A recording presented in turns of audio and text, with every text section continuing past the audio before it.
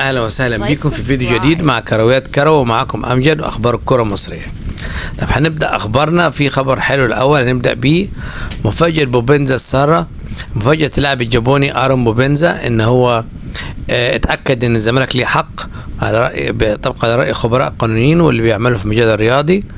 ما تنساش نعمل لك سبسكرايب. نرجع تاني للاخبار بتاعتنا. طيب، اتاكد الزمالك ليه حق، وفي النادي طلب من الفيفا ياخد البطاقه الدوليه. الفيفا ابلغوا ان البطاقه ملك الزمالك وموجوده في الاتحاد الدولي للاتحاد المصري لكرة القدم، فكده هيلعب ببطاقه مؤقته اللاعب وينتظر الغرامه والايقاف. والنادي نادي بوخارست رابط بوخارست ينتظر ايقاف، ايضا ايقاف القيد. طب ده اول اختيار، بطاقه مؤقته. الاختيار الثاني قدام اللاعب فسخ التعاقد، والنادي يفسخ التعاقد واللاعب ممكن مثلا يتجه الى الزمالك ويتم التفاوض، ويتم مثلا ممكن ينتقل للزمالك. الاختيار الثالث ان هو يتم فسخ التعاقد والزمالك يبيع، يعني يتفاوض على ارسال البطاقة للاعب على اساس ينتقل لنادي تاني او يرسل البطاقة يبيعها بمقابل يعني لاحد الاندية اللي بتفاوض اللاعب. يبقى دي في جميع الحالات الزمالك كسبان، ولكن الموضوع هياخد وقت طويل لكي يحصل الزمالك على تعويض مالي عن هذا الخطأ القانوني الذي ارتكبه اللاعب وناديه. طيب، بيراميدز يزاحم الزمالك وبيفاوض مين؟ بيفاوض احمد سيد زيزو وعارض عليه 3 مليون في الموسم.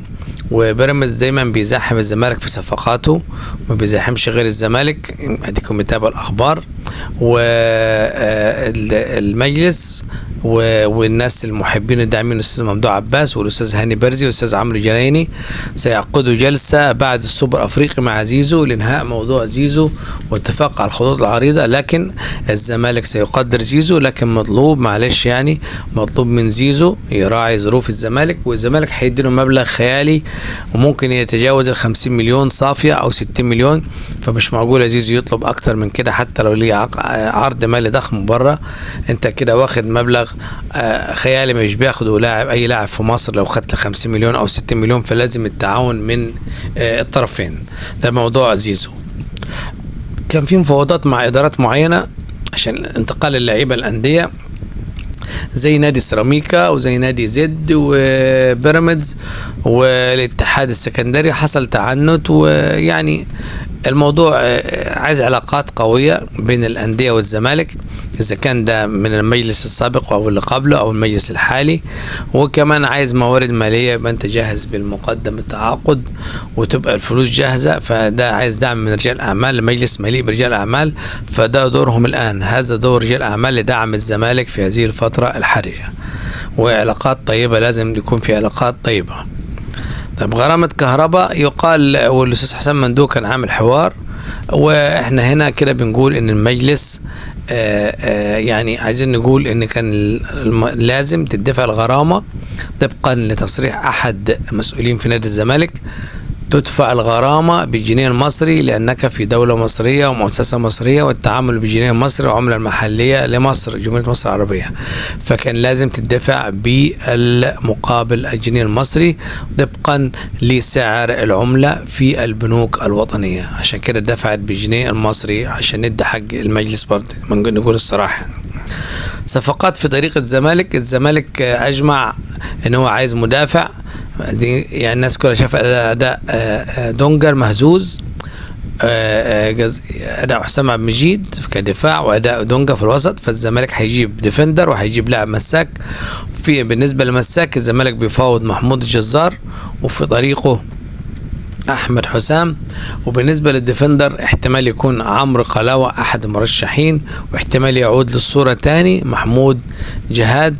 وبالنسبة للمساكين في اختيار تاني قدام الزمالك اللي هو كالوشا. يبقى الزمالك بالنسبة للمساكين كالوشا أو أحمد حسام أو محمود الجزار، وإن كان أقربهم محمود الجزار ممكن تبقى فيه مقايضة مع ناصر منسي. البنك الأهلي ياخد ناصر منسي والزمالك ياخد اللاعب محمود الجزار أحد المدافعين المميزين، بالرغم من أن جوميز رافض أي صفقة دفاعية أو خط وسط. لكن المجلس بيتصرف صح وشايف أن الزمالك محتاج لهم بشدة. مصير أحمد فتوح يتحدد في جلسة المحاكمة، نتمنى له يطلع من المشكلة بتاعته ويتم التصالح مع أهل المتوفي، وبنقدم لهم العزاء وربنا يصبرهم، ونتمنى الرحمة للمتوفي، ويخرج فتوح على خير من هذه القضية ويرجع لأسرته إلى ناديه. ما بين ندخل أخبار أهلي. ما بين عقوبة الأهلي، انسحاب الأهلي من الكاس، وبين بيان الأهلي. بيان الأهلي في ذكاء، يعني إدارة الأهلي بتتصرف بذكاء شديد، وناس تحس ناس مخضرمة، إدارة ذكية ومركزة مع النادي جدا جدا. البيان بيدي نبرة تحذير للحكام في لقاء السوبر، حكام عامة. انتوا البيان، انتوا ليه ما عاقبتوش مروان حمدي في ماتش اللي فات؟ ليه جوزيه جوميز انفعل على الحكم ما تمش عقابه؟ وفي نفس الوقت انتوا يعني الاتحاد لو لم يعاقب ويصدر عقوبات بهذه الامور، يبقى خلاص كده الاهلي مش هيتعاقب على الانسحاب من كاس مصر. وفعلا تم التجاهل. والمفاجاه اللي هنقولها لكم دلوقتي في اتجاه يعني مجاملات، يعني معلش يعني محدش يزعل، يعني انتوا بتتابعوا الاخبار وبتشوفتوا بعينيكم وقريتوا الاخبار في السوشيال ميديا كلها، في المواقع الالكترونيه، السوشيال ميديا الرياضيه كله. تعديل اللوائح بسبب الاهلي، هيعدلوا اللائحه ويخلي الاهلي لا ينسحب من كاس مصر القادم. هيتعمل تعديل اللوائح مخصوص، وهيبقى ما فيش انسحاب للاهلي ويشارك في كاس مصر القادم، برغم ان قبل كده الزمالك انسحب وتوقعت عليه عقوبات. ده اللي حاصل في الكره المصريه. مسؤول اتحاد الكوره النهارده صرح انه من الوارد تعديل اللائحه بسبب النادي الاهلي. شفاء صفقة الأهلي جديدة، أشرف داري اللاعب المغربي محترف وأحد اللاعبين المميزين في خط الدفاع، وهو جاهز للقاء السوبر الأفريقي يوم 27 سبتمبر. الصفقة المميزة واللاعب المهاجم اللي بيفاوضه الأهلي حاليا اسمه ديا بياس أوسو. اللاعب ده واخد جنسية هولندية وأصله أفريقي، بيلعب في نادي بروفيشنال FC تشاينيز. النادي ده بيلعب النادي الصيني، بيلعب فيه اللاعب ده، هو جناح، لعب 26 مباراة، سجل 9 وصنع 2، يعني ساهم في 11 هدف.